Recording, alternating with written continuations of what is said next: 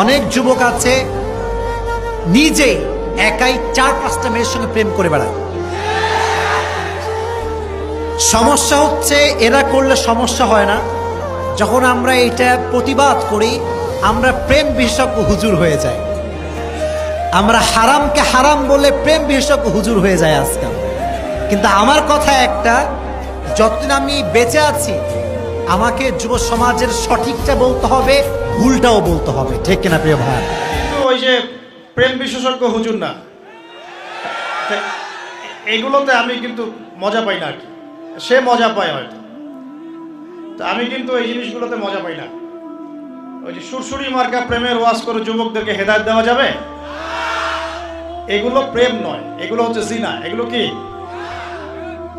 জিনা আর সত্যিকারের ডিভাইন ভালোবাসার মধ্যে পার্থক্য আছে। জিনা হচ্ছে স্বার্থ কেন্দ্রিক। জিনা কি কেন্দ্রিক? এখানে স্বার্থ থাকে, কি থাকে?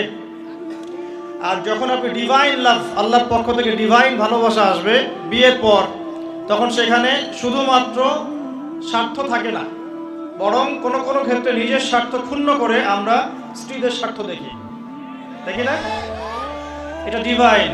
যখন আপনি রেসপন্সিবল পারসন, আপনার দায়িত্ববোধ আছে, এটা শুধু একটা যৌন সম্পর্ক না, এটা একটা ভালোবাসার দিলের সম্পর্ক, আত্মায় আত্মায় সম্পর্ক। একজন কষ্ট পেলে আরেকজনের লাগে, আরেকজন খুশি হলে আপনারও খুশি লাগে। সে বিপদে পড়লে আপনি তার পাশে থাকেন, আপনি বুঝতে পারেন যে আপনি তার দিকে সম্মানের চোখে তাকান, ভোগের চোখে তাকান না। তো এই যে প্রেম বিশেষজ্ঞ কিছু কিছু বের হয়েছে, এগুলো থেকে আমাদেরকে বের হয়ে আসতে হবে। আল্লাহ পাক তৌফিক দান করুন। ইয়াং জেনারেশনকে মহব্বত করতে হবে আল্লাহর সাথে। কার সাথে?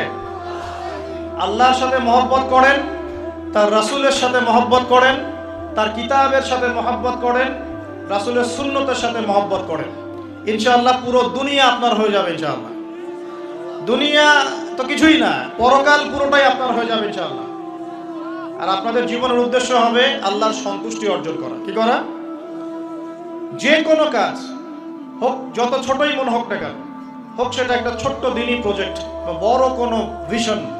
আপনি দিনের জন্য একটা মসজিদ মাদ্রাসা করেছেন, অথবা আল্লাহর জমিনে দিন একদম কায়েম করেছেন, ছোট হোক আর বড় হোক, কিছু একটা আল্লাহ রাব্বুল আলামিনের সন্তুষ্টির জন্য এই দুনিয়ায় করে যেতে হবে। আল্লাহ পাক তৌফিক দান করুন।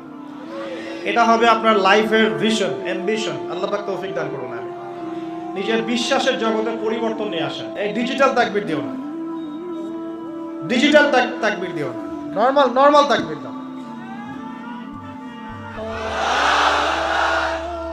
বিসমিল্লাহ।